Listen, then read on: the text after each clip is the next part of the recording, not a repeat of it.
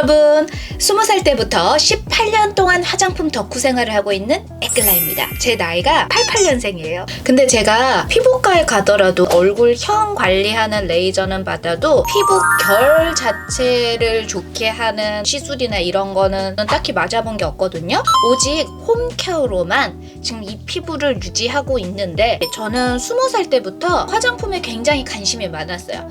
파우더룸이라고 기억하시나요? 파우더룸 덕후였어요. 그 당시 학생 때 없는 돈 입는 돈 다 이렇게 모아서 로드샵 제품부터 가끔씩 좋은 비싼 백화점 명품 화장품까지 성분 좋다는 것도 써보고 그러면서 이렇게 피부 관리를 하고 있는데요. 사실 옛날에는 악건성이라고 할 수도 있을 만큼 좀 심했어요. 홍조가 진짜 불타는 고구마처럼 여기가 이렇게 빨개졌고요. 트는 거 아시죠?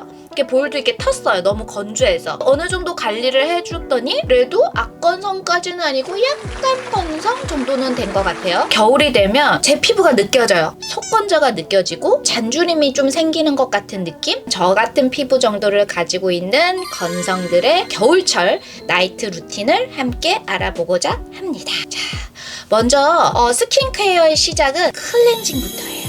제가 처음 화장품에 막 관심이 있을 때 되게 좋은 화장품도 다 발라보고 꾸덕하다고 하는 것들, 뭐 악건성이 쓰는 거다 하는 것도 발라봤는데 여전히 뭔가 피부 안이 건조한 것 같았는데 그게 사실 클렌징 문제였어요. 많은 분들이 이미 아시고 계실지 모르겠지만 약산성 클렌저와 약알칼리성 클렌저가 있어요. 완전 알칼리성이면 되게 뽀독뽀독한 거예요. 그 세정력이 굉장히 강해요. 내 기름기도 다 가져가는 것뿐만 아니라 내 피부 장벽까지 다 가져가는 거예요. 근데 피부 장벽이 무너지면 그 복구하는데 시간이 굉장히 많이 걸리고 피부 막 각질, 트러블, 홍조, 파티 난리 나거든요. 그래서 내가 정말 엄청난 지성이다 하지 않는 이상은 알칼리성을 쓰지 않는 게 좋아요. 그래서 저는 겨울에는 약 알칼리성도 쓰지 않고 그냥 약산성 안에서만 씁니다.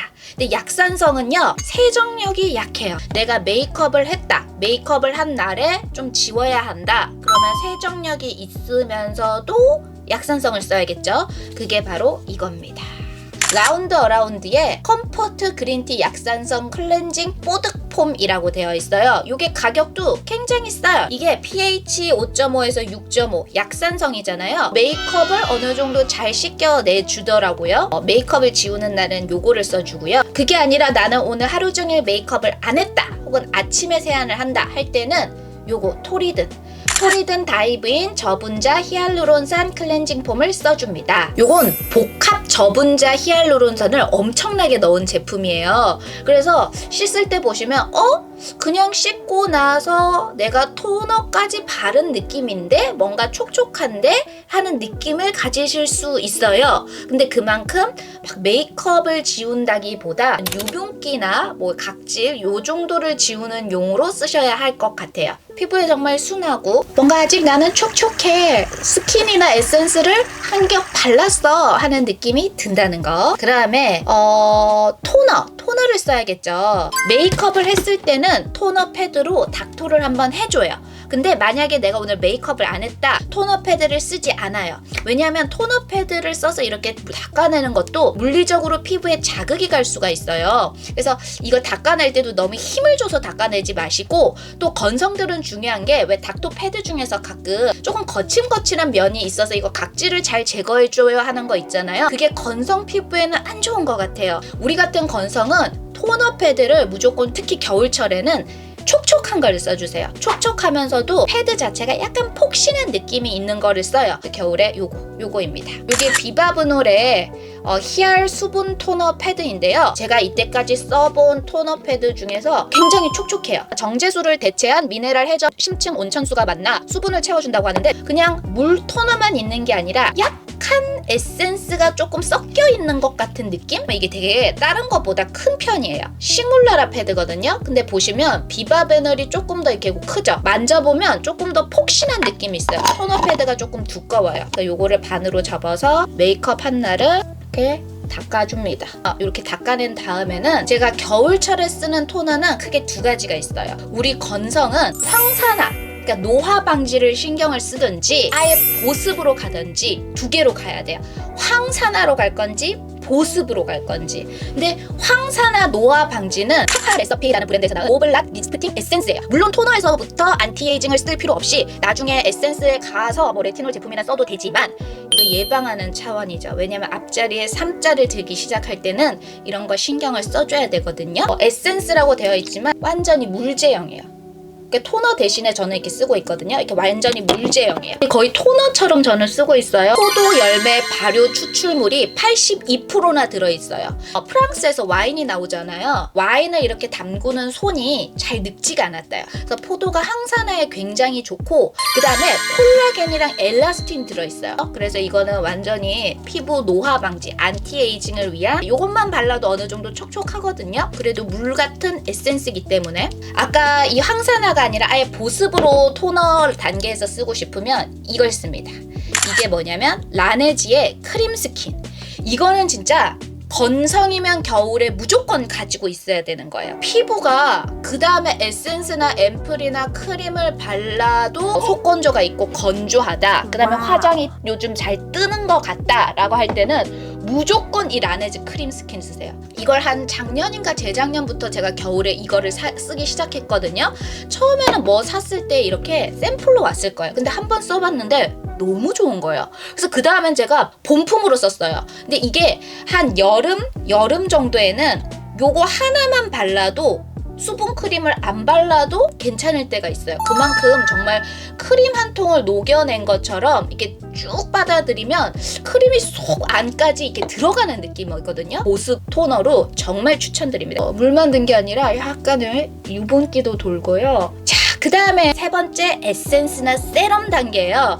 제가 에센스나 세럼 단계에서도 딱 두 가지를 추천드릴게요. 피부 컨디션에 따라서 이 두 가지를 쓰시면 되는데, 하나는 레티놀이에요. 레티놀 안 쓰신 분은 없으시죠? 레티놀이 왜 좋으신지도 아마 아실 거예요.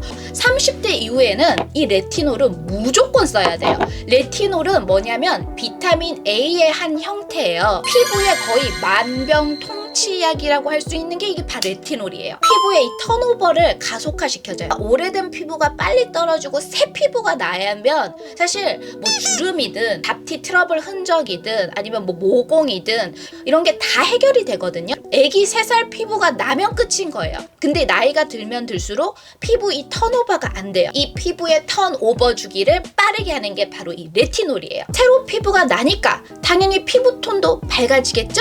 주름도 없애줘요. 그리고 이 모공 있죠? 피부과 가도 이 모공이 있으면 모공에 상처를 내잖아요. 상처를 내는 이유가 새살이 돋게 하기 위해서이거든요. 콜라겐을 촉진시켜주는 거, 이런 거 다 레티놀이 하는 거예요. 그래서 레티놀은 피부에 만병통치약, 아주 저용량으로도 아주 강력한 효과를 내요. 근데 이 효과가 너무 강력해서 처음부터 저용량으로 이렇게 쓰지 않으면 새살이 돋다 못해 이게 다 벗겨질 수가 있어요. 피부가 속된 말로 뒤집어진다 그러죠. 그래서 레티놀은 정말 저용량부터 쓰셔야 돼요. 입문자는 0.015% 붙어 있어요. 이니스프리의 어떤 레티놀이 있어요. 그걸 매일매일 쓰는 것부터 시작을 하세요. 그래서 내가 어느 정도 됐다 그러면 용량을 조금씩 늘려나가야 되는데, 이 레티놀은 0.1% 정도만 넘어가도 중농도 정도로 보는 것 같아요. 0.2, 0.3이 되면 농도가 높다라고 하는. 그리고 또 두 번째 중요한 게 햇빛에 약해요. 선크림을 뭐 완벽하게 바르면 차단이 된다라고 하지만 이게 햇빛 받으면 잘못하면 막 피부 벗겨지고 각질이 일어나는데 굳이 낮에 화장하기 전에 바를 이유가 없잖아요. 밤에만 저는 발라줘요. 저는 레티놀을 되게 오래 썼거든요. 그래서 저는 1%를 써요. 현존하는 레티놀 중에 진짜 가장 강한 거거든요. 근데 이 디오디너리라는 제품 브랜드가 굉장히 싸요. 이것도 한 12,000원? 여기서 농도가 되게 낮은 것도 나오거든요. 0.2, 0.1도 아마 나올 거예요. 근데 가격대가 다 10,000원대예요. 여기에 호우바시 오일이랑 스ኳ알란이 들어가 있어요. 이게 오일이거든요. 그래서 흡수시키는데 조금 시간이 오래 걸려요. 그래서 우리 같은 건성이야 오일 레티놀이 괜찮을 수가 있는데, 만약에 지성이시면 요 오일 레티놀이 안 맞으실 수도 있죠. 이거를 매일 쓰면 피부가 조금 화끈화끈거리는 느낌이 있어요. 그래서 피부가 너무 자극적인데 할 때는 제가 뭘 쓰느냐, 이거 명불허전이죠. 에스티로더 갈색병이에요. 제발 이 에스티로더 갈색병을 안 써본 사람이 없도록 해주세요. 피부 탄력의 최고예요. 쫀쫀해진다. 피부 자체가 건강해진다는 그 느낌 있죠. 아시아에서 12년 연속 1등을 했대요. 왜 그런지 알 것 같아요. 한 병 다 써야지 효과가 있어요 라고 하잖아요. 근데 제가 아까 말씀드렸던 레티놀도 하루 이틀 뭐 일주일만 써도 피부가 조금 달라지네 하는 게 느껴지거든요. 이것도 즉각적으로 느껴져요. 저는 세럼이나 에센스 단계에서는 성능이 좋은 거, 피부가 뭔가 좋아지고 있다가 확확 느껴지는 고기능 제품을 쓰는데 진짜 와우. 일주일만 써봐도 피부 결이 달라지고요. 이쪽에 좁쌀 여드름도 있고 요철이 되게 많았거든요. 확 없어져요. 약간 써마지 받았을 때 그 쫀쫀해지는 느낌, 단단해지는 느낌 있잖아요. 이 에스티로더 갈색병 저렴이라고 뭐 국내 브랜드에서도 낸 제품들이 이때까지 되게 많았어요. 제가 딱 써봤는데 여기 자체 기술력을 못 따라가요. 그래서 이 갈색병의 단점은 비싸요. 정말 비싸요. 이게 백화점 기준 115ml에 30만원 중반대. 그래서 면세점 기준으로 한 100ml대. 요거 제가 50ml니까 요거 한 2배 정도 되겠네요. 그거가 한 20만원 정도 하는 걸로 알고 있어요. 그래서 면세점을 간다. 무조건 이 에스티로더 갈색병을 쟁여 오셔야 돼요. 그리고 또 단점이 가품이 많아요. 제가 말씀드리는 가격대보다 너무 싼데 하면 이거는 가품일 수 있어요. 중고나라 같은 데나 뭐 당근에서 사실 때에는 뭐 이거 면세점 제품이에요 하면서 파는 거는 실이 없거든요. 백화점 실이 붙어 있는 게 있어요. 그 실이 붙어져 있는 걸로 사시면 가품을 예방할 수 있습니다. 이 에스티로더에 가장 많이 들어있는 성분이 비피다 발효 용해물이에요. 이 피부 장벽을 강화해요. 근데 이 비피다라는 것이 유익균에서 추출한 성분인데 굉장히 소량밖에 나오지 않는데요.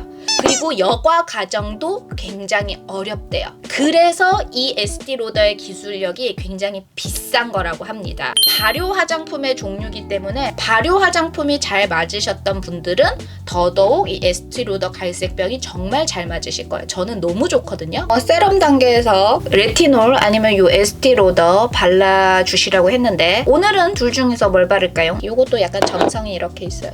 오늘은 피부에 힘주는 날. 네, 마지막 단계예요. 자, 크림 단계에서는 저는 무조건 재생 크림을 씁니다. 겨울 건성에는 이거 추천합니다. 잘 때는 무조건 나이트에는 이 재생 크림 발라주는 게 너무 좋거든요. 제 요철 같은 거나 이 트러블 자국 거를 빨리빨리 지워주는 데는 재생 크림이 짱이에요. 근데 레티놀은 조금 내 피부를 힘들게 하는 느낌이 있다면 재생 크림은 새살이 돋는 부스터를 주는 느낌이랄까요? 그래서 아까 레티놀로 벗겨낸 피부를 빨리빨리 재생해라 해주는 게 바로 이 재생 크림이에요. 밤에 자기 전에 예전에 그냥 보습 크림만 발라주다가 이 재생 크림을 발라주면서 피부 요철이 정말 많이 줄었고요. 속건조도 엄청 많이 줄었어요. 이게 재생 크림의 대표작 라로슈퍼제 시카플라스트인 밤인데요. 이게 리페어도 있고 밤도 있어요. 근데 저는 겨울에는 이 밤제형이 조금 더 꾸덕꾸덕해요. 진짜 그냥 10통은 쓴 것 같아요. 이건 떨어지면 또 사놓고 떨어지면 또 사놓고 그냥 그러거든요. 시어버터, 판테놀, 병풀입 축출물, 마데콰 소사이드까지 피부 장벽에 좋은 게 다 들어있어요. 우리가 매일 메이크업 하고 지우고 그러면 피부가 좀 거칠어지는 느낌이 있어요. 손상되는 느낌이 있어요.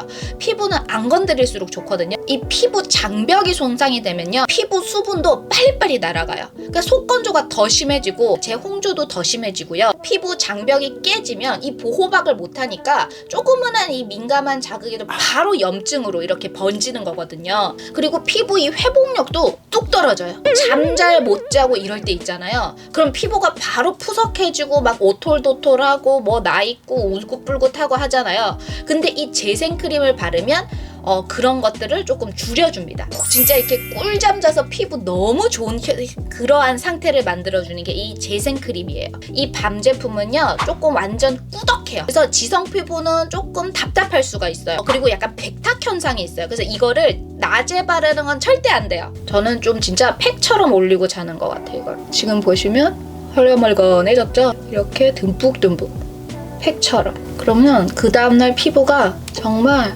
너무 좋아져 있어요. 약간 이렇게 왜 백탁 현상이 있다고 했는지 아실 것 같죠? 마지막으로 뭐 바른다면 시드물에서 나온 호호바 립 에센스인데요. 그냥 입술이 촉촉해지는 제품은 되게 많잖아요. 근데 각질을 없애줘요. 각질들이 다 불어나서 아침에 세수하면서 슬살슬살 밀면 각질이 싹 매끈해져요. 이렇게 각질 이미 제거된 입술로 립 메이크업을 할 수 있고요. 그다음에 저는 속눈썹 영양제를 꼭꼭 발라주거든요. 잼소가 진짜 현존하는 속눈썹 영양 중에서 가장 속눈썹을 길어지게 만드는 것 같아요. 제가 다른 것도 뭐 이것저것 써봤는데 무조건 길어지게 하는 데는 잼소만한 게 없어요. 이렇게 되어 있거든요. 얇은 브러쉬처럼 아이라인 있는 이 뿌리 끝 쪽으로 이렇게 발라줍니다. 잘 준비가 끝냈어요. 혹시 제가 쓰고 있는 제품이랑 같은 제품을 쓰고 있거나 하시는 분들은 댓글로 후기, 경험 남겨주시면 감사하겠습니다. 그러면 다음에 더 좋은 영상으로 찾아오도록 할게요. 안녕, 굿나잇.